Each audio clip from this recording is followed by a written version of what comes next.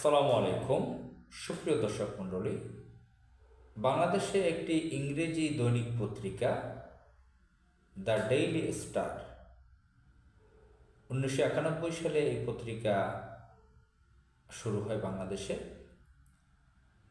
এটি ট্রান্সকম গ্রুপের একটি প্রতিষ্ঠান। তাদের প্রথম আলো নামের একটি বাংলা পত্রিকা রয়েছে। 2000 নামের একটি ম্যাগাজিন এক সময় ছিল, যেটা নিয়ে অনেক বিতর্ক হয়েছিল। তো শুরু থেকেই এই প্রথম আলো এবং ডেইলি স্টার বিভিন্ন ইসলাম বিরোধিতা, তাদের যে বিভিন্ন যে কার্যক্রমগুলো, তাদের মিশনগুলো, ইসলাম বিরোধিতার যে কার্যক্রমগুলো, সেগুলো মানুষের কাছে ফুটে উঠেছে।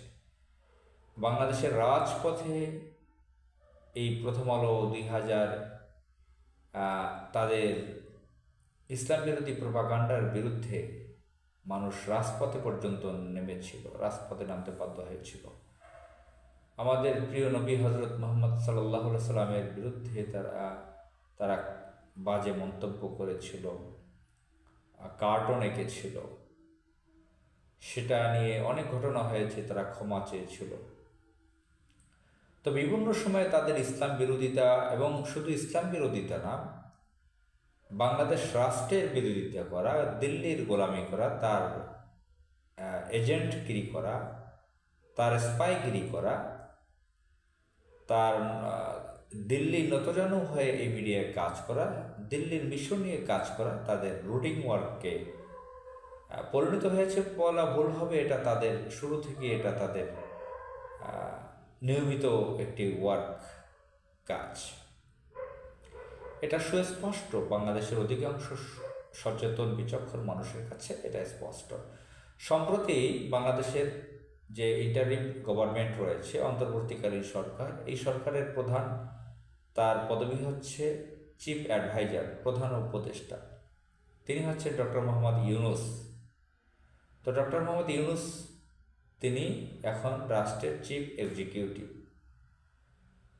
তো তিনি বসছেন প্রধানমন্ত্রীর কার্যালয়ে, অথবা যমুনাতে, অথবা রাষ্ট্রীয় অন্য কোনো বড় প্রতিষ্ঠানে তিনি বসে কথা বলেন কূটনীতিকদের সাথে, রাষ্ট্রের গুরুত্বপূর্ণ ব্যক্তিদের সাথে, বিভিন্ন জনগণের সাথে, সামাজিক জাতীয় পর্যায়ের বিভিন্ন অনুষ্ঠানে তিনি সেখানে উপস্থিত থেকে দেখা করেন, কথা বলেন। আমরা জানি বাংলাদেশের প্রধানমন্ত্রীর কার্যালয়, বঙ্গভবন, এই জায়গাগুলোতে যেহেতু বাংলাদেশের রাষ্ট্রধর্ম ইসলাম, তো সেই অনুযায়ী বাংলাদেশের জাতীয় রাষ্ট্রীয় প্রতিষ্ঠানগুলো, ইনস্টিটিউটগুলো সেইভাবে সাজানো।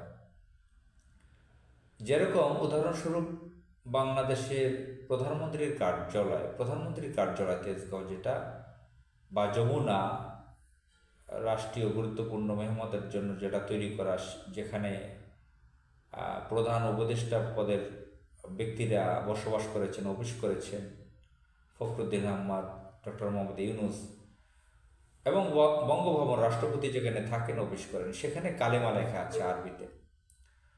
তো আজকে দেখলাম ডেইলি স্টার পত্রিকায় ছবি দিয়েছে সংস্কার কমিশনের, যারা কমিশনগুলো যে করেছে সেগুলোর চেয়ারম্যানগণ, তারা দেখা করেছেন ডক্টর মোহাম্মদ ইউনূসের সাথে। ডক্টর মোহাম্মদ ইউনূসের সাথে দেখা করেছেন। তো ডক্টর মোহাম্মদ ইউনূস যেখানে দাঁড়িয়ে ছবি তোলেন রাষ্ট্রীয় বিভিন্ন অনুষ্ঠানগুলোতে, লোকজন গিয়ে তার সঙ্গে যেখানে দেখা করেন, সেই জায়গাটায়, এবং যেখানে তারা ছবি তুলেছিল সেখানে কালেমা লেখা ছিল দেওয়ালের পাশে পেছনে। তো ডেইলি স্টার ছবি দিয়ে সেই কালেমা কেটে ছবিটা খুব বাজেভাবে দিয়েছে, সেখানে উপরের অংশ কেটে দিয়েছে। তো বোঝা গেল ইসলামের প্রতি তাদের কি পরিমাণ বিরোধিতা। ডেইলি স্টার প্রথম আলোতে যারা কাজ করে, তাদের কাছে যদি ইসলাম ঘেঁষা বা ইসলামের কোনো কথা বলেন, সেটাও জন্য কেমন লাগে তাদের কাছে।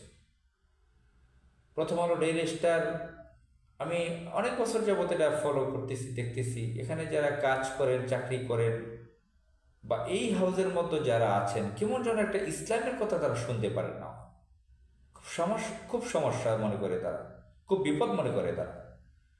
এবং এখন পর্যন্ত ফ্যাসিস্ট হাসিনা দিল্লির এজেন্ট দিল্লিতে পালিয়ে যাওয়ার পরেও এখন পর্যন্ত এই ডেইলি স্টার, প্রথম আলোরা ইসলামের বিরোধিতা করে যাচ্ছে। ইসলামের নাম তারা ভালোভাবে, অনেক লেখকের নাম সেখানে ভালোভাবে প্রকাশ করে না, অনেক ব্যক্তির নাম সেখানে ভালোভাবে প্রকাশ করে না, ইসলামী শব্দগুলো তারা এড়িয়ে যায়, সেটাকে বিকৃত করে। এবং সর্বশেষ যেটা আমি বললাম, যে কথাটা নিয়ে আজকে আমি এখানে বসছি, তারা ডক্টর মোহাম্মদ ইউনূস প্রধান উপদেষ্টা, তিনি যেখানে দাঁড়িয়ে সেখানে কালেমা লেখা ছিল, উপরের সেই কালেমা লেখাটা কেটে নিচের ছবিটা খুব খারাপ পজিশনের একটা ছবি দিয়েছে।